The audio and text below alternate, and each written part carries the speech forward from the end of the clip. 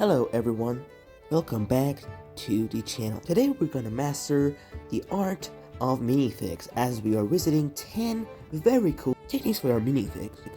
And for number 1, we have a Revolutionary War cannon. So this cannon was made for the mock contest mock I did a couple of weeks ago, and it is really detailed for a simple cannon that was just going to be sitting around in a average size mock. And this shows that small pieces are not always useless and can be created into a beautiful creation and a very cool piece for your minifigs. And for number 2, talking about the mock I did for the mock contest, we have a British soldier here that is pretty simple but can be upgraded to a new level with this piece, which is the bottom piece of a antenna piece that is very useful for itself in Lego. Now I didn't use this for that mock, but never mind, let's move on to number 3. Number 3 is a more universal piece, if you will, which is the Lego rubber band piece. This is usually found in a lot of Lego sets, and I use it for my minifigs to give them a spicy look.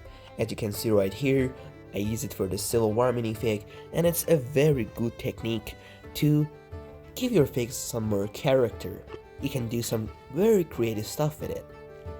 And speaking about creative things, we can move on to number 4, which in this one also uses a rubber band piece, but also has a very neat technique to pose your minifig. Have you ever tried to make a battle scene, but you don't want all your minifigs to be boring? This is what you can do to pose them. So you can place one arm through the torso, and the other one can attach to the weapon that is holding. Either it is a gun or something else. It needs to be a long weapon though. You can attach it to the handle or itself, and it doesn't really matter because you can do some great poses with it. I use this one as well in my mock. And this is just the best thing to do when you want your minifigs to hide out behind some foliage.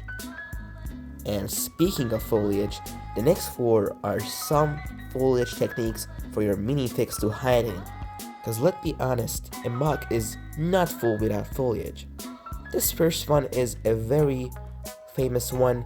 I used this for a long time, and in my last video, you can see here, I used a rubber band piece to really tie down the top of the tree because, I didn't like it to be open. And seriously, to create such a beautiful tree, I don't know if this is not enough to win a contest. Tell me in the comments. Now we're gonna speedrun to the next ones. For this next tree technique, you can use a very simple snot technique which uses some of these very cool snot pieces that have sides on all sides, and you can create a simple tree with them. I just used some dark orange leaves, and you can see just how beautiful it is. Now this next one is for a palm tree technique. You have all seen it, but I don't have that much money to complete it, as well as this one, although I have done it before. But now that my table is cleaned, and you can see right here, I guess we can move on to the last 2. And these 2 are World War tips for your custom Lego minifigs. So let's move on to number 9. As I said, this is a tip section of the video which revolves around custom minifigs. And for this one, I want to talk about some different companies that produce some of the best custom minifigs for World War I and II soldiers.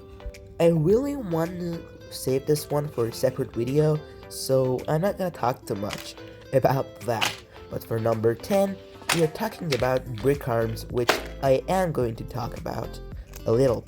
Because Lego makes guns, and they're sometimes great, but it's not really enough for our World War pleasure.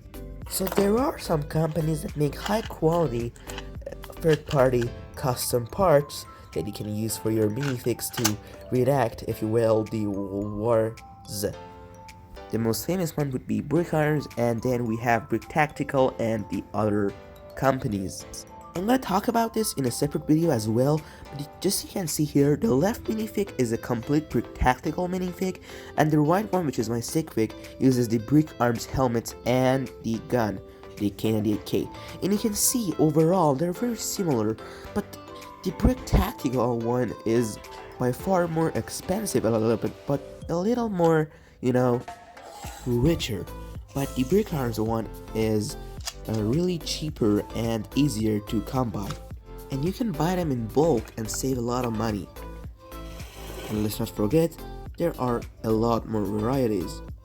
But what I wanted to tip as the number 10 on this list was that just a helmet and gun alone by Brick Arms or other companies can complete your hunger, if you will, when it comes to making a World War II mock. You don't always need that very complicated print. And if you're starting new, I always recommend starting with these weapons packs because they're just the best.